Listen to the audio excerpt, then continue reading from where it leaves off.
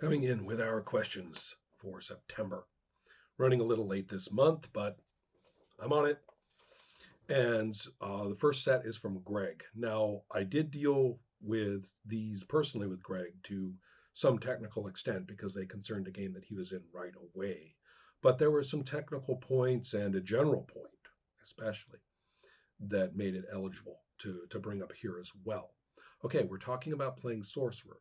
At the time, Greg was playing with himself as game master, a couple other people, and as it turns out, since then, I have started playing a sorcerer character as well. You've seen her this month as the content treat, and I have been thinking about this from the perspective of a player in a game. So basically, I'll step past some of the technical stuff.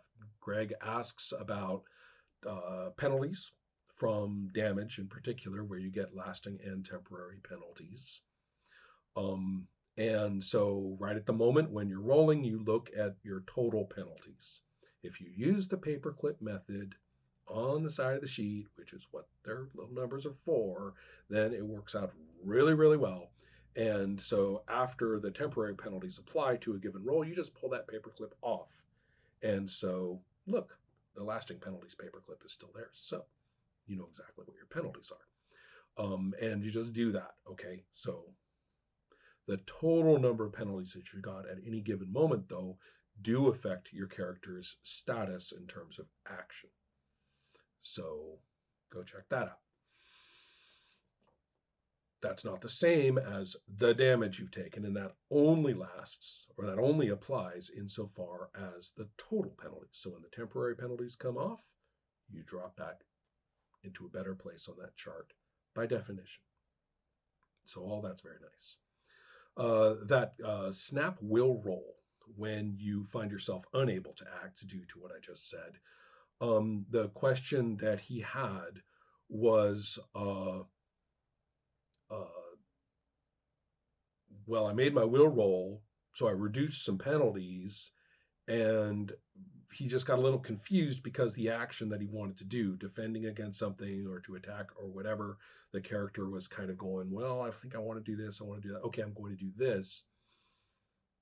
Well, did the will roll still apply? Of course it did. He made the will roll. Whoever the player, whoever that was, made the will roll, and the sorcerer is up and doing. Okay, that's fine.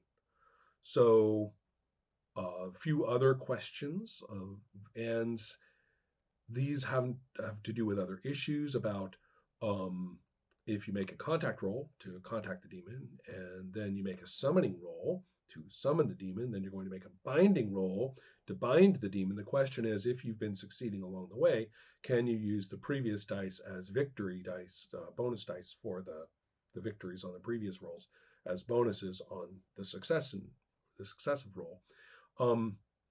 What I wrote was, I don't want that in there in stone that you automatically do, but given every instance I've seen it in play, the behavior, the actual depicted events justify it. It's kind of hard to imagine how the contacting wouldn't roll nicely into the summoning and the summoning wouldn't roll nicely into the binding unless the player was, basically a dull lump who just kind of pointed to stuff on the sheet and didn't do anything, which seems unlikely. So typically that is the case just by following the ordinary rules. You don't need a special case or some sort of specification.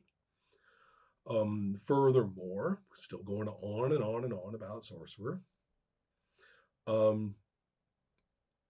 Shifting behavior and motivations. This is something that Greg was willing to consider. We had some dialogue about this, and I thought I'd share it a bit with you because of what I'm observing in this other game that I'm playing, which is the difference between playing GM gotcha, which is all of a sudden your demon eats this, all of a sudden your demon kills that guy, all of a sudden, what are you going to do now? Boo. There's that. And then there's the notion of considering all the characters, demons included, in terms of what they're driving toward, what they're interested in doing. If you don't do that, you're going to be stuck in the situation of your character wandering around, noticing or not noticing things. And then if they do notice, then the GM's kind of like, well, I guess that gets you to that guy that you were looking for. And then now you got to interact with that guy, to see whether he'll tell you. And it's just kind of this bouncing, not bouncing, it's not the right word. It's kind of this rebounding from queue to queue to queue and nothing really getting anywhere because nobody's trying to do anything to you or for you or about you. So the key in playing Sorcerer and knowing what to roll about includes the very important thing about what someone else is trying to do.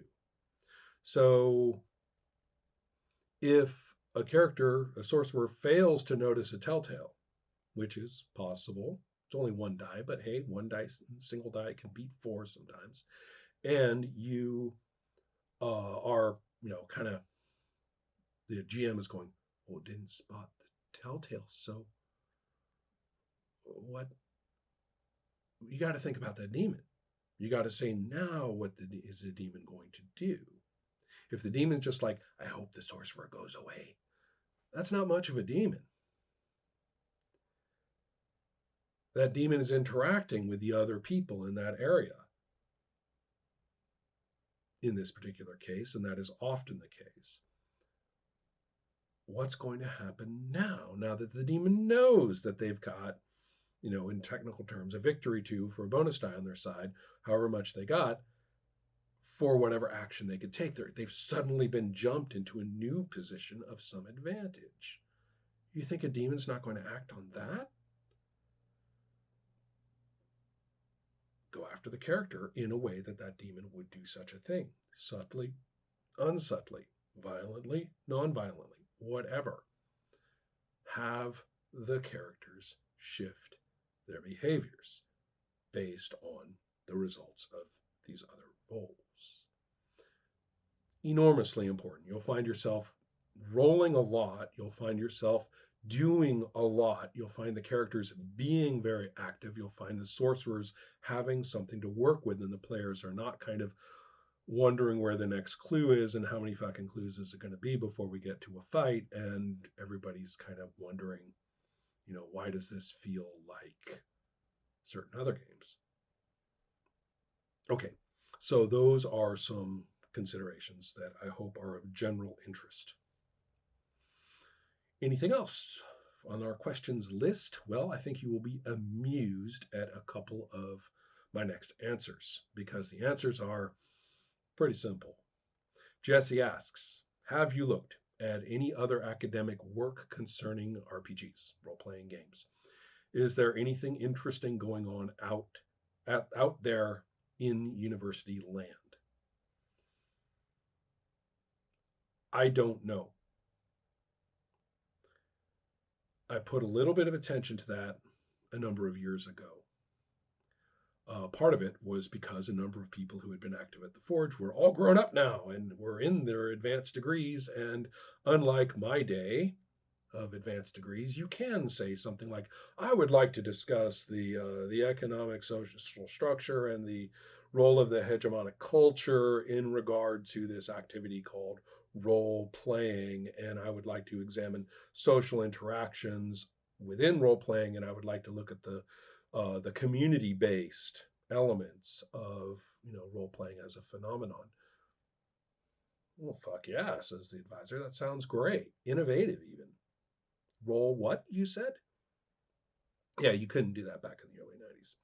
So that all was happening starting about a decade ago, and more power to you with your discourse. But either I'm a bitter old crank, or the payoff in terms of intellectual merit remains forthcoming. Whatever work has been going on in the last decade, for all I know, it is laying plenty of groundwork and cleaning out a lot of cobwebs and reorienting the lenses of the established means of analysis. And that would be great if that was happening. Call me when you get somewhere. Now, maybe you have, and I'm totally out of that loop, and it wasn't my discipline in the first place academically. And second, nobody's talking to me, or very few. Had a few. Actually, I take that back. A few graduate students got in touch a few years ago. If there's any more out there, let them know. I think I kind of frighten them or surprise them because I say things that aren't like what they're coming in with, but that happens. Okay, so don't know though. Some of us do right here in this Patreon. Dr. Berth, Robbie, hit us. Jesse asks, have you looked at any other academic work concerning role-playing games? Is there anything interesting going on out there in university land? I repeat, turf to Robbie, and to anyone else who is knee, waist, or neck deep in that stuff.